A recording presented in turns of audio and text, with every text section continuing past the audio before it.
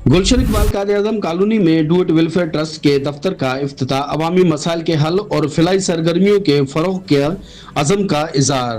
गुलशन इकबाल के कायद-ए-आज़म कॉलोनी में duet welfare trust के नए दफ्तर का इफ्तिताह एक पुरवकार तकरीब में किया गया, जिसमें अहले इलाका बलाखसूस नौजवानों की बड़ी तादाद ने शिरकत की। ट्रस्ट के बानी आसिफ खान की आमद पर शरकाओं ने पुरतबाक इस्तकबाल किया, फूल निछावर किए गए और पाकिस्तान जिंदाबाद के नारों से गूंज उठे।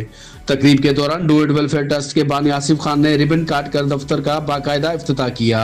इस मौके पर खिताब करते हुए उन्होंने कहा कि गुलशन टाउन यूसी 5 ब्लॉक A4 में मोहम्मद सलीम दायो की तंजीमी जिम्मेदारी सौंपी गई है, जबकि नए दफ्तर के क़याम से फलाही सरगर्मियों और अवामी खिदमत के दायरा कार में मजीद वसत आएगी।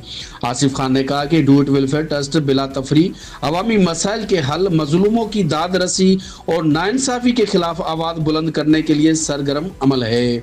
उन्होंने कहा कि गुलशन टाउन में दफ्तर के क़याम से अवाम को अपने मसाइल के हल के लिए एक मुयसर प्लेटफार्म मैसर आएगा और तंजीम हक व इंसाफ की जदोजहद जारी रखेगी। उन्होंने मजीद कहा कि ट्रस्ट अवाम से किसी किस्म का माली ताउन वसूल नहीं करता, बल्कि तमाम सरगर्मियाँ खिदमत खलक के जज्बे के तहत अंजाम देती जाती है। उनके बकौल मजलूम तबके की दुआएं और अवामी एतमाद ही तंजीम की असल कुव्वत है। तकरीब के अख्ताम पर अहले मौला और डूएट वेलफेयर ट्रस्ट के अरकान में मिठाइयाँ तकसीम की गई। शरकाओं ने दफ्तर के क़याम को खुश आइंदा करार देते हुए उम्मीद जाहिर की कि ट्रस्ट इलाकाई मसाइल के हल और अवामी फिलाह व बहबूद के लिए मुयसर किरदार अदा करेगा।